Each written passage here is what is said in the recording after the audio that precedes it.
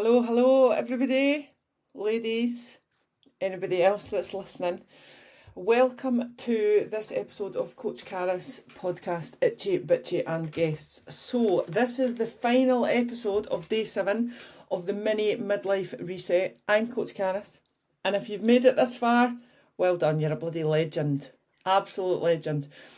Over the past week, we have worked on resetting our sleep, tackling stress, building confidence, and I hope you feel like you've had some element of taking back control of your midlife health, because that was the whole point of this 7-day free coaching mini midlife reset.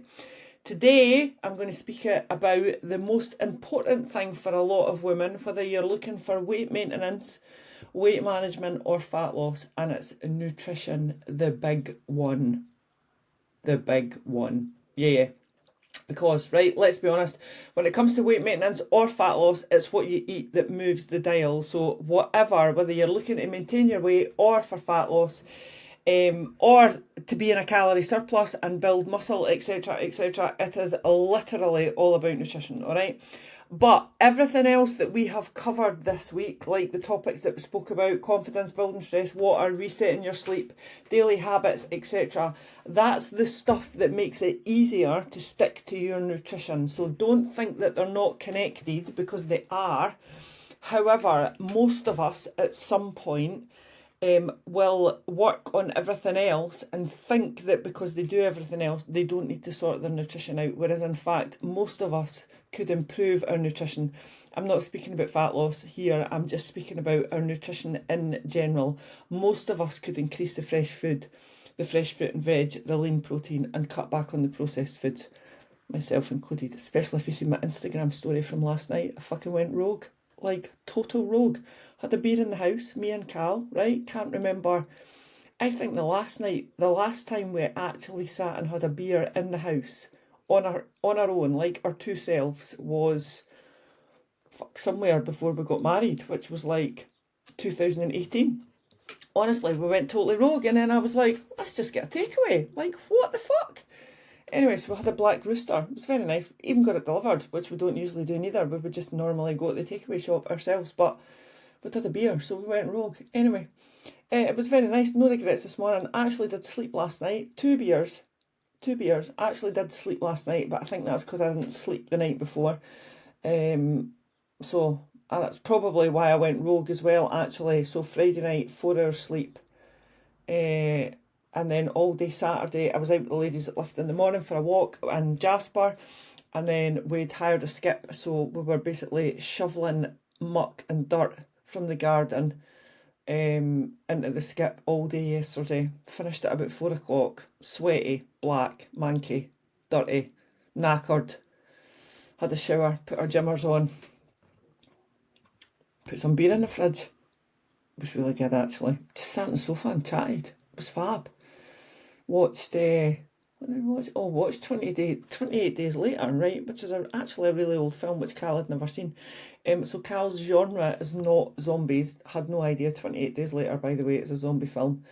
I quite like a zombie film, but zombies actually scare me because I do genuinely believe that it could happen, and that's because of The Last of Us, which I watched the first season, never slept for 6 to 8 weeks.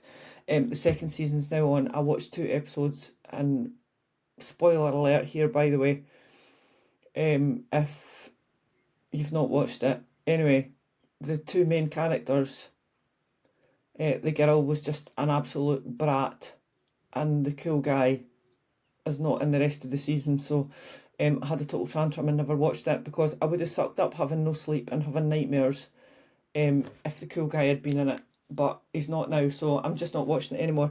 Anyway, so we watched 28 Days Later, and the reason that we watched 28 Days Later was because 28 years later is just about to be, it's either been released or it's coming out. I can't remember what Cal says. And then there's a middle film called 28 Weeks Later, so we're going to watch them all. Anyway, that's the first zombie film I've actually watched last night, and I didn't have nightmares, so I feel like a bit of an adult today. Anyway, which is hilarious because I went totally rogue last night with my diet. I've had a bit of a week of Oh my God, I've actually got to my goal. If you've been following me, right, I've been going on about this fat loss thing that I've been doing, right? So I got to my goal, and then I've actually just turned it. I've not turned into a total dick, but I did go a bit rogue and I got a bit lazy last week. So I'm going to do a podcast next week on how I actually feel about my body now that I've lost well, about 50 pounds in total, to be fair, 54 pounds in total, but 26 pounds of perimenopause fat gain. So I'm going to do a podcast on that next week about how I actually feel with it, because my brain hasn't actually caught up with the way my body looks. If that does that make sense? And it's not something I ever thought would happen. So it's been a bit weird, and I've been a bit lazy with my calories last week. Like, I've had the odd extra knife swipe of Nutella and I've not tracked it. There was a couple of days I had an extra Freddo and I didn't track it, which still puts you over your calories. Alright, so it wasn't the best week last week. So anyway, I'll share that in a podcast. You know I'm all about being honest and stuff. Anyway, oh my God, I've no idea how I started speaking about nutrition and ended up speaking about fucking zombies, because it actually frightened shit out of me. And I genuinely believe that they could happen. 100%. And it's because of The Last of Us. It's the cordyceps thing. Anyway, 28 days later, it was cool. I don't know when we're watching 28 weeks later, which is the middle film. Anyway, right, back to the podcast. Nutrition, sorry everybody. I'm also doing a Facebook Live for my clients in the Mini Midlife Reset, and they're listening just now and they'll be like, what the actual fuck, Cariss? Right, so we're going to speak about nutrition, alright? So whether you're in, as I said, whether you're in the market for improving your health, for maintaining your weight, for just improving your relationship with food, or improving your nutrition, or fat loss, alright?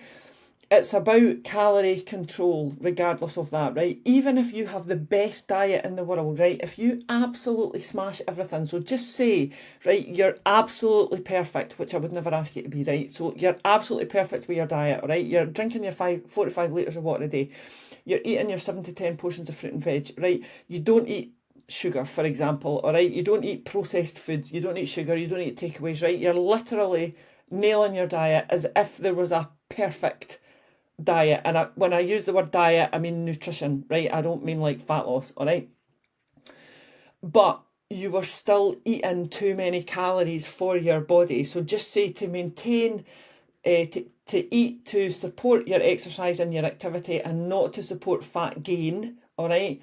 You just say you were eating 3,000 calories, for example, for easiest sake, right?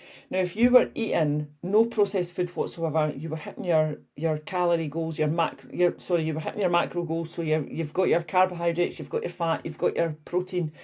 You're not eating any processed foods. You have actually like the healthiest diet ever, right? But you were still eating extra calories. Like if you ate 1,000 extra calories of satsumas, your body weight is still going to increase, all right? So it's super, super important, whether you're maintaining weight or for fat loss, that you have a calorie goal. And when you're maintaining weight, there's a wee bit more flexibility, to be fair, right? But you still need a calorie goal. You still need to be able to eat at your calorie target for the goal that you are looking for, all right? Calories count, right? Life counts, obviously, but that is energy balance, right? So calories are just energy. It's just a unit of energy. So if our body expends 2,000 units of energy per day and it eats 3,000 units of energy per day, the scale weight is going to jump up. Your body composition, your body weight is going to get heavier, all right? If your body expends 2,000 units of energy per day, but you're only eating 1,500 units of energy per day, you're going to drop body fat, you're going to lose weight, the scales are going to get lighter. Yeah? So I hope that makes sense, all right? And also,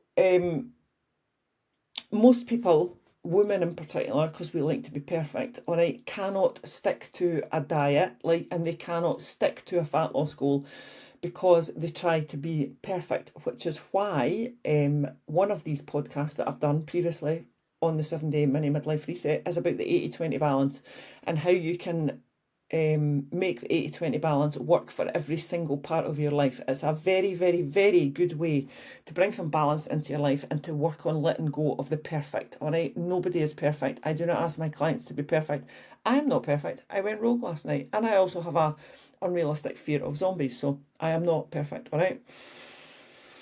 Sleep, stress and snacks. The triangle of doom, right? If you don't sleep properly, your body will be stressed. Therefore, you will crave shitty snacks. Exactly what happened to me yesterday. I fucking know what I'm doing and I can still go rogue, all right? So if you sort your sleep, again, podcast on this, please have a listen. If you sort your sleep, manage your stress, it'll make it easier to stick to your calorie goals, all right? Because you will actually want to eat healthy. It's when we are tired and when we are stressed, our brain is like, ooh, give me all the sugar. And that's when you turn into a bit of an idiot, all right? So, yeah. Just work on them as well. Your hormones as well, we all know this, all right? Midlife, if you listen to me, you will know this. I spoke about this many a time, all right?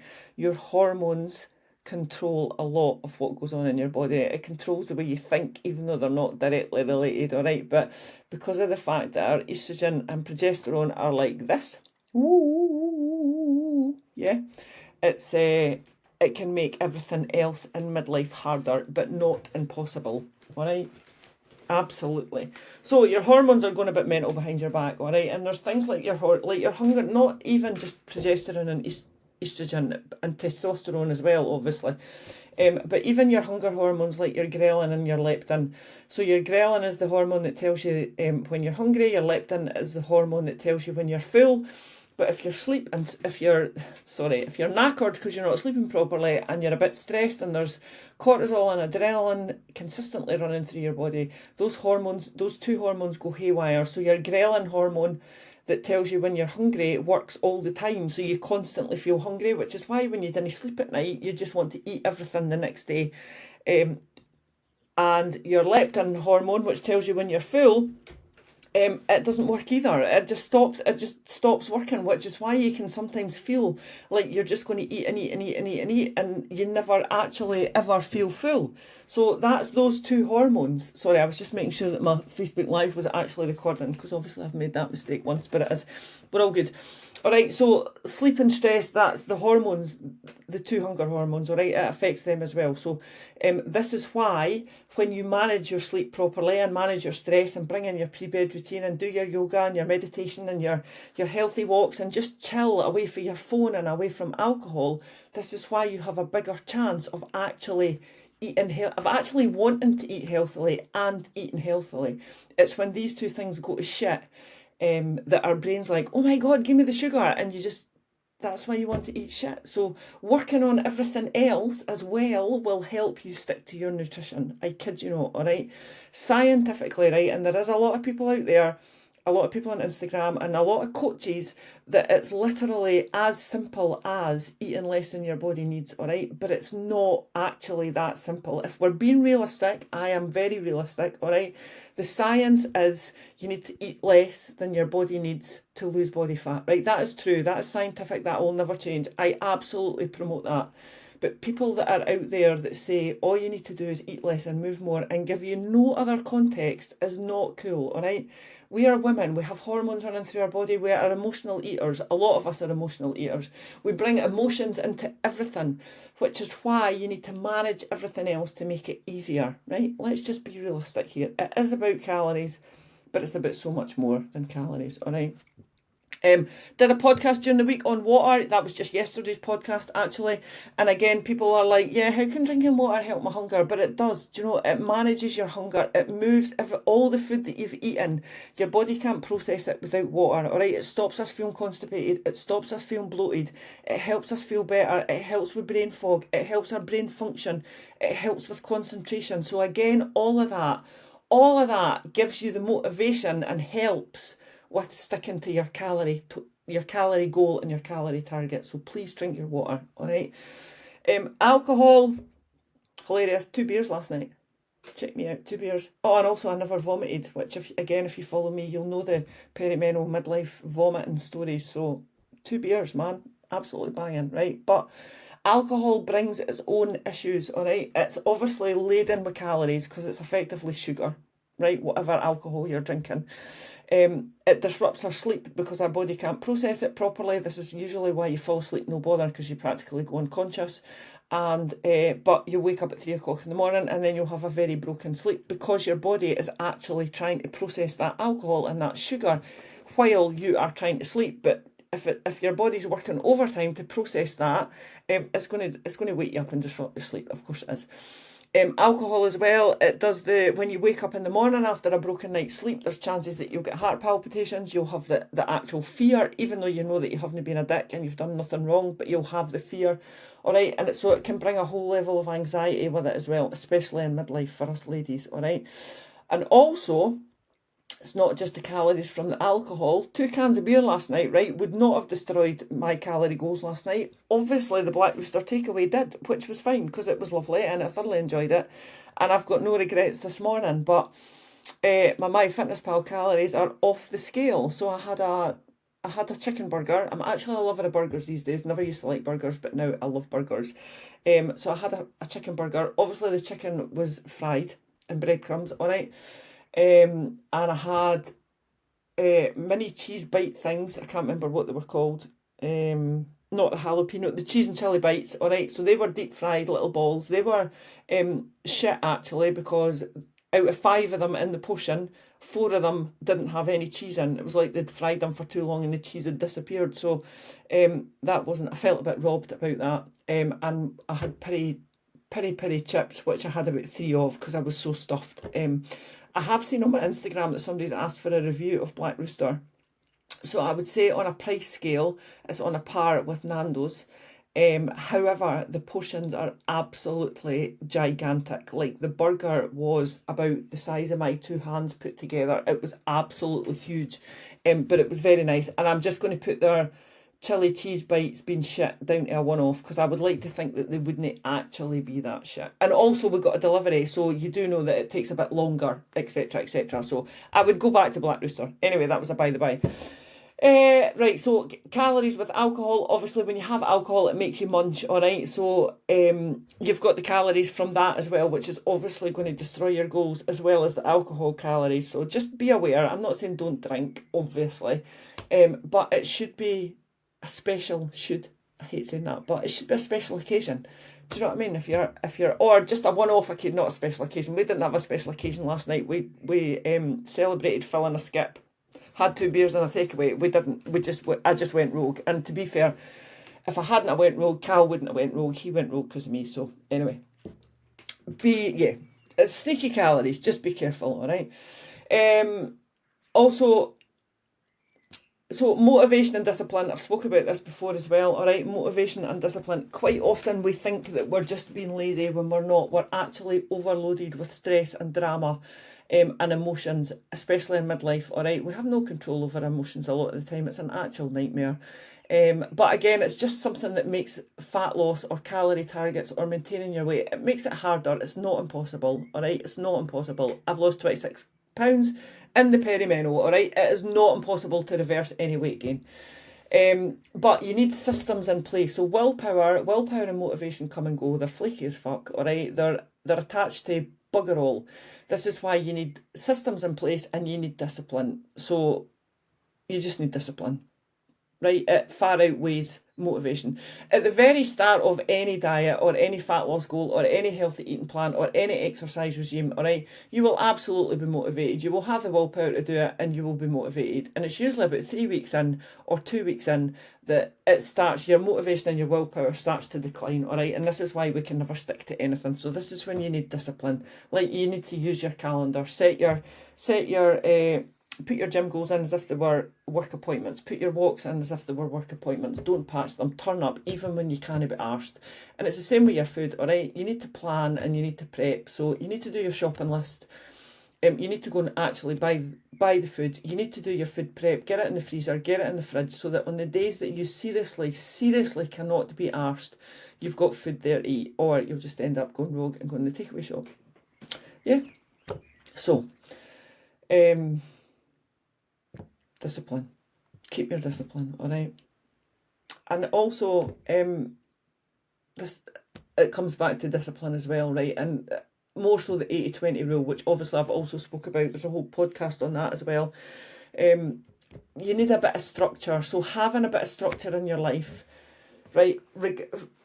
in relation to your food and your fitness goals, right, is the only way that you're going to nail it and smash it. And yes, you might go rogue every now and again, and you might bugger it up and make mistakes, etc., etc. But just getting back to it the next day or at the next meal is the best thing that you can do, right? But when I'm speaking about structure, I'm speaking about building healthy habits. I'm not speaking about over restriction. I'm not speaking about you being that structured that you can't go rogue and that you can't go off plan, and all that does is bring guilt, because that's not a good situation to be in neither.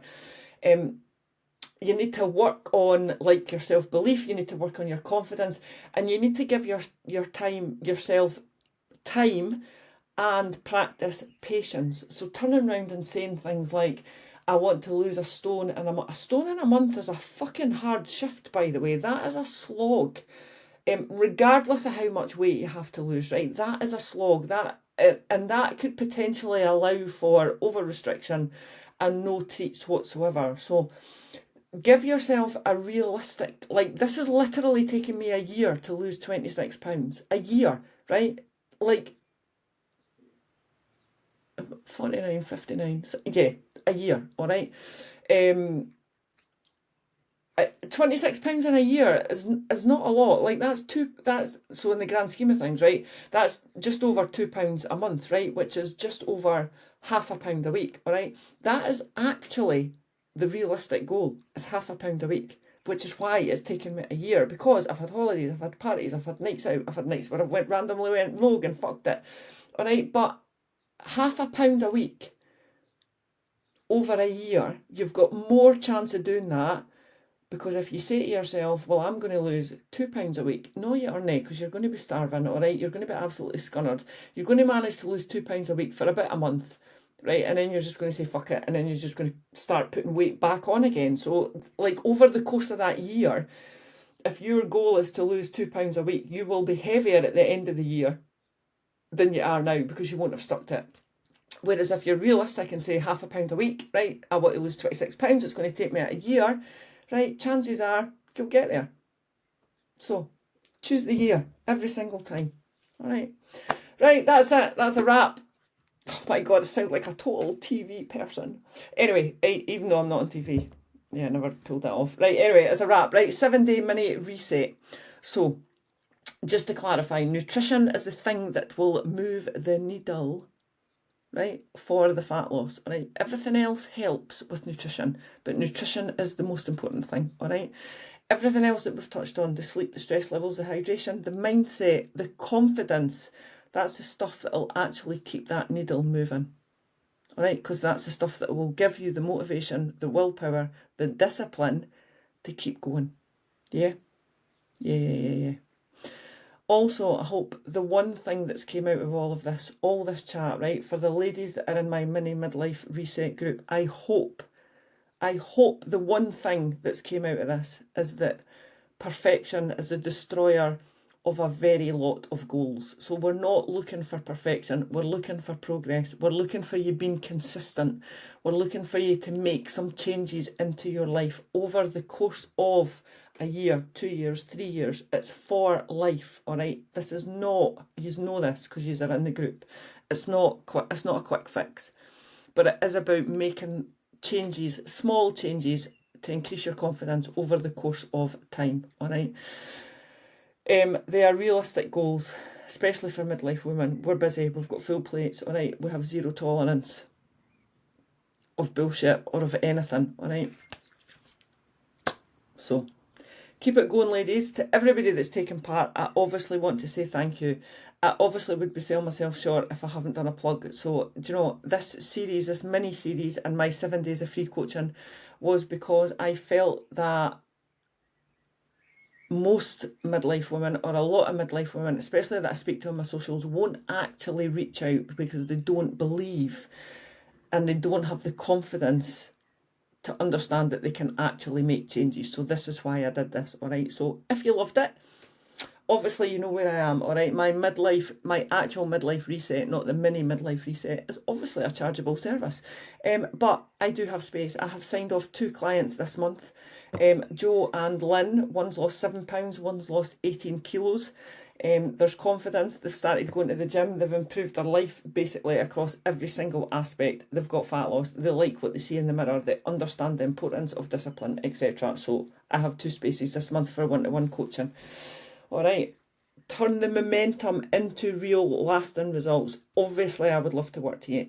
Reach out to me. All right, you'll find me on my socials, as you know that, Coach Cariss. All right, so thank you very much. The 7-day mini midlife reset has come to an end. We have spoken about loads. I have talked absolute shite on some of these, but I hope you have found them helpful. All right, get me on the socials. If you're in the mini midlife reset group, you know you can message me. All right, I will speak to you all very soon, my lovely. It is currently Sunday at 10 to 10. I hope you have a lovely day, and I'll catch you all next week. Bye bye.